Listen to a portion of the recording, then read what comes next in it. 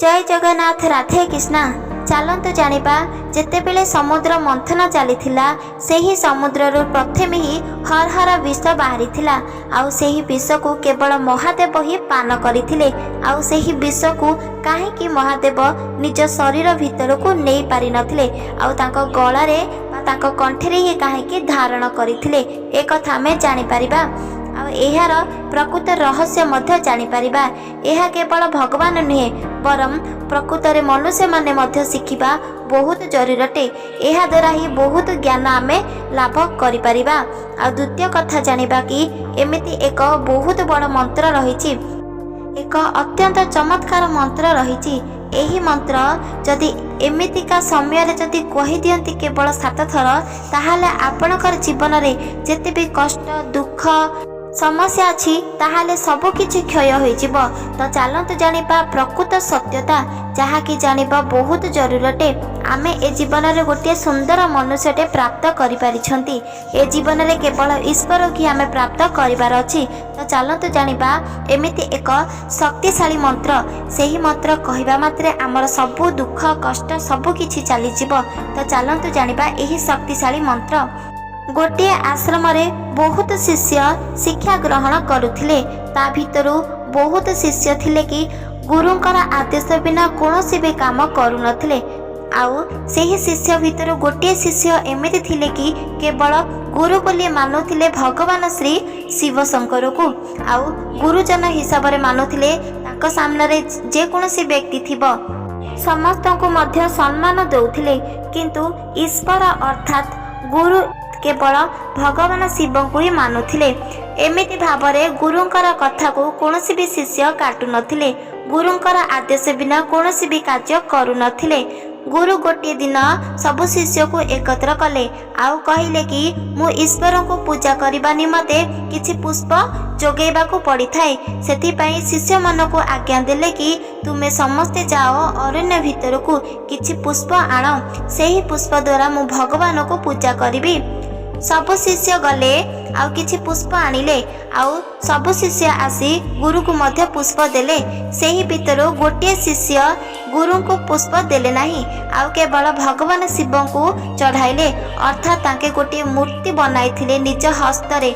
आउ सेही मूर्ति को मूर्ति पाखरे किछि पुष्प सजाइले। गुरु देखिले कि सबु शिष्य पुष्प धरी आसीथिले। ता भितर गोटे शिष्य काहेकि आसी नथिले एमिति भाବରେ चिंतित होई पड़िले। आउ सेठारे थिबा जेते भी गुरुजन बा शिष्य अछंती समस्त को डकाइले। आउ कहिले कि गोटे शिष्य एही स्थान रे नाहांती। से भी जंगल को जाइथिला पुष्प आनिबा पाई किंतु से जंगल भितर ही रही जाइछि। एमिति विचार करी समस्त गुरु आ शिष्य सेही शिष्य को खोजिबा लगी जंगल भितर को गले। अर्थात देखिले कि गोटे स्थान रे ही बसी शिष्य भगवान शिव को पूजा करुथिले। आ सबु शिष्य एक कथा देखि बहुत खुशी गले। आ से शिष्य को पचारिले कि तुमे महादेव को पूजा करूच। तापरे शिष्य कहले कि महादेव हेउची मोर परम पूज्य। मु तांको बिना गोटे मुहूर्त मध्य बंची पारिबी नाही। मु तांको दर्शन करबा को चाहूची किंतु महादेव मते दर्शन दउनाहांती। सेही कारणरू मु भाबिली किछि पुष्प चढ़ाई देबे मात्रे भगवान मते कोन दर्शन देई देबे बोधे। एमिति भाबी मु तांको पुष्प चढ़ाइली। शिष्यंका कथा सुनी गुरु कहिले कि आमे जदि महादेव को पुष्प देबा ताहले महादेव आमको दर्शन देबे नाही।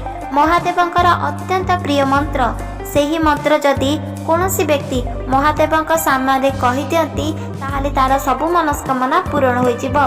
से दर्शन थाउ नहले प्राप्त करिवार हेउ महादेवंक द्वारा जदि किछि मनस्कामना पूर्ण हेउ ता मध्य महादेव मनस्कामना पूर्ण करि दियंती। एही शिष्य एक कथा सुनी गुरु को पचारिले कि गुरुदेव मते निश्चित भाबरे एक कथा जणांतु कि मु कोन कले महादेव को प्राप्त करि परिबी, कोन कले महादेव को मु दर्शन करि परिबी, मते एही क्षणे ही बतांतु। तापरे गुरु कहिले कि सेही शिष्य को जदि कोनोसी व्यक्ति प्रातः कालरू उठी केवल महादेव को ही पूजा करिब अर्थात महादेवंकर अत्यंत प्रिय मंत्र सेही मंत्र हेउची महामृत्युंजय मंत्र को जदि केवल 7 थर जदि बोलिबा प्रातः कालरू ताहाले तार सब मनस्कामना पूर्ण होई जिवो। तापरे शिष्य पचारिले कि ताहले आमे जदि महादेवंकर महामृत्युंजय मंत्र बोलिबा केवल काहेकि प्रातः कालरू आमे चाहिले तो जेतेबेले इच्छा सेतेबेले बोली परिबा। तापरे गुरु कहिले कि जदि प्रातः कालरू जदि आमे जे कोनोसी कार्य करिबा ताहले आमे सिद्धि लाभ प्राप्त करि परिबा। प्रातः कालरे कोनोसी भी मनुष्य हृदय रे अन्य प्रति मोह माया कि अहंकार भाव बिल्कुल भी जागृत होई नाहंती। प्रातः कालरे निज हृदय रे केवल भगवान श्री राम ही वास करती। सेही कारणरू प्रातः कालरू जे कोनोसी काम बा कार्य करिले आमे सबुबेले सिद्धि लाभ प्राप्त करि परिबा। ए कथा सुनी शिष्य बहुत खुशी गला। पुणी थरे गुरु को पचारिले कि गुरुदेव ए कथा कौनसी व्यक्ति कहिसंती कि ना कौनसी देवी कहिसंती। तापरे गुरुदेव कहिले कि ए कथा स्वयं शक्ति अर्थात पार्वती माँ कहिसंती। जदि कौनसी व्यक्ति महादेवंकर आशीर्वाद प्राप्त करबा पाई चाहुचंती ताहाले महामृत्युंजय मंत्र बोलिबा मात्रे सब किछि मनस्कामना पूर्ण होई जिवो। आउ जदि अत्यंत जरूरी जल्दी जदि शुणा चाहूँगी डाक महादेव ताहले केवल प्रातः कालरू शଯ୍या को त्याग करी महादेवंकर प्रिय मंत्र हेउची महामृत्युंजय मंत्र को जदि केवल 7 थर बोलती ताहले तार सब मनस्कामना धीरे धीरे पूर्ण हेबाकु लागिबो आउ स्वयं महादेव को मध्य प्राप्त करि परिबो। एक कथा सुनी पिलाटी बहुत खुशी गला। आ गुरुदेव को प्रणाम करिले आउ कहिले कि मु एबेठारु ही महामृत्युंजय मंत्र प्रातः कालरू बोलिबी आ कोनोसी भी मनुष्य को घृणा कि कष्ट देबी नहीं कि मोहमाया तो बिल्कुल भी करिबी नहीं। सेही कारणरू जदि कोनोसी मनुष्य महादेवंकर अत्यंत प्रिय मंत्र जदि प्रातः कालरू बोलती ताहाले तांकर सबु मनस्कामना पूर्ण हो जाए। ए कथा लेखा होइछि शिव पुराणरू। ए कथा बिल्कुल भी मिथ्या नुह।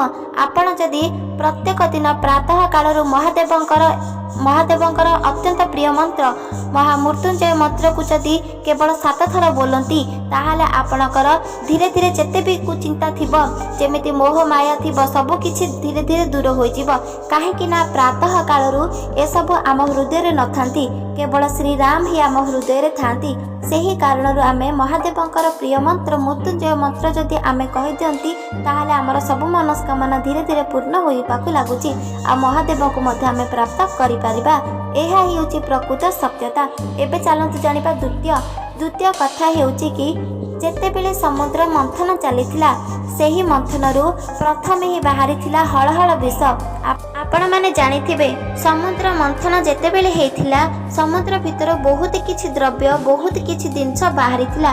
सेही भितरु प्रथमे ही बाहरिथिला हळहळ विष। आ एही विष को केवल महादेव ही पान करिथिले काहेकि ना एही विष एक बहुत बड़ विषाक्त। एही विष जदि हावा लागिब अर्थात पवन बाजिब कोनोसी व्यक्तिर मृत्युवरण होइजिब। एही विष को निजर स्पर्श करबा मात्रे ताहाले सेही व्यक्तिंकर मृत्यु होइजिब। एही विष को निज नयन रे बारंबार देखिबा मात्रे मध्य सेही मनुष्यर मृत्युवरण होइजिब।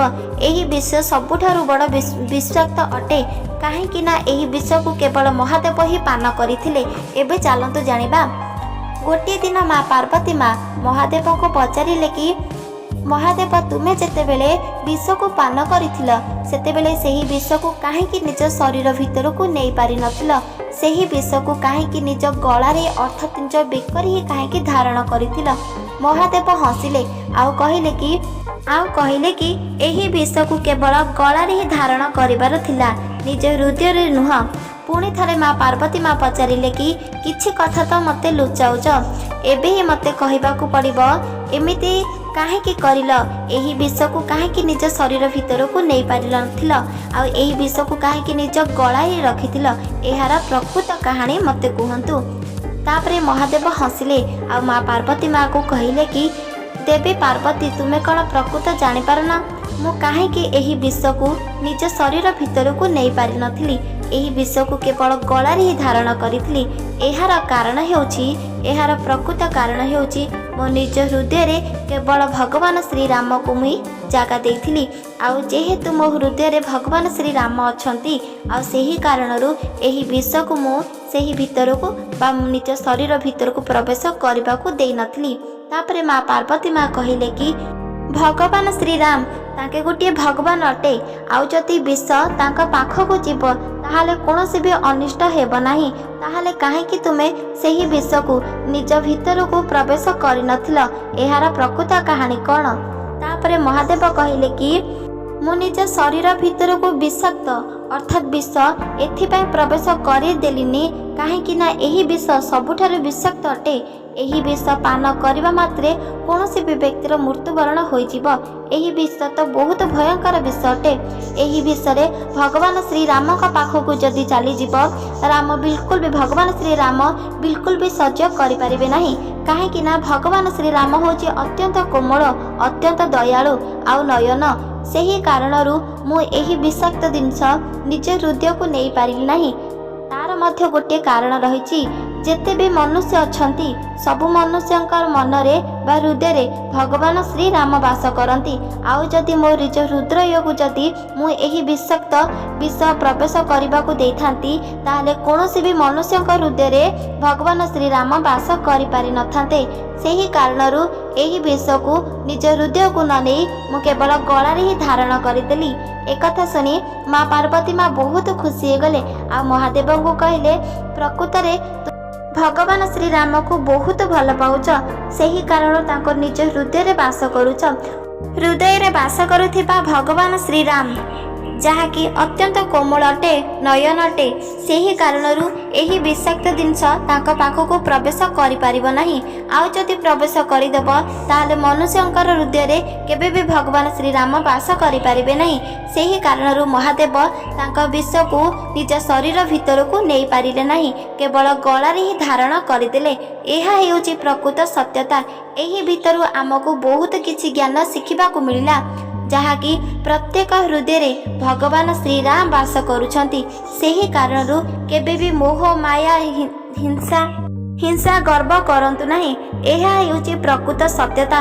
भगवान श्री राम जेतेबेले प्रकृत हृदय रे वास करुछंती ताहाले आमे समस्तଙ୍କୁ सम्मान देबा बहुत जरूरी अटे। काहाकु मध्य नीच देखैबा नाही। आमे ए जीवन रे गोटे सुंदर मनुष्यटे प्राप्त करिछंती। एबे आमको प्राप्त करिवार अछि भगवान श्री राम को। सेथिपाई आपणक जीवन रे केबे भी गर्व अहंकार मोह करंतु नाही। जेमितिका महादेव श्री राम का पाई विष को केबे भी तांको शरीर भितर को प्रवेश करबा को देले नथिले, आ निज गलारे ही धारण करथिले। ठीक से परिका तुमे मध्य केबे भी अन्य को घृणा अहंकार मोह माया त्याग कि नीच बिल्कुल भी देखंतु नहीं। एही हृदय रे केवल भगवान श्री राम अछंती, आ भगवान श्री राम ही रहिबे।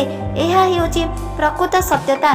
किछि किछि कथारु हमको बहुत किछि ज्ञान शिखिबाकु पडुची। भगवान को प्राप्त करिवार अछि जदि बहुत किछि ज्ञान तो निश्चित भाव में प्राप्त करिवार अछि। जेतेबेले आमे स्वयं ईश्वर को प्राप्त करिदेबा सेतेबेले आम जीवन में कौनसी दुख कष्ट रोग भोग रहिबो नाही। अन्य कथा बे शिखंतु जे कौनसी मनुष्यर काहेकि दुख कष्ट रोग भोग रहुची, एहार प्रकृत कारण कौन? एहार प्रकृत कारण हेउची जदि आम हृदय रे भगवान श्री राम को आमे जागा न देई लोभ मोह माया को थिबा, अन्य को घृणा करुथिबा, अन्य को नीच देखुथिबा, अन्यर खुशी देखि आमे सह्य करि पारु नथिबा, ताहाले केवल आमे ही दुख कष्ट पाइबा, आमे ही बहुत कष्ट रहिबा। आम जीवन रे केबे भी सुख प्राप्त करि पारिबा नाही। एहा हेउची प्रकृत सत्यता। जेमितिका महादेव प्रत्येक मनुष्य पाई ए सब कारण कहिथिले, जहा कि शिखिबा अत्यंत जरूरी अटे। ए जीवन रे बहुत खुशी रहिबा, भगवान कर श्री नाम को जप करिबा। जीवन रे खुशी रे रहिबा को जति अछि भगवान श्री हरिंकर नाम को नहले भगवान शिवंकर नाम को जप करंतु। आपणकर दुख कष्ट रोग भोग सब किछि दूर होई जिवो। एही वीडियो जदि आपण किछि शिखिबा को मिलिछि चाहले कमेंट रे जय श्री राम लिखि दियंतु। चैनल को सब्सक्राइब कर दियंतु। रहुछि जय जगन्नाथ, जय माँ लक्ष्मी, जय श्री कृष्ण, जय राधा कृष्ण, जय श्री राम।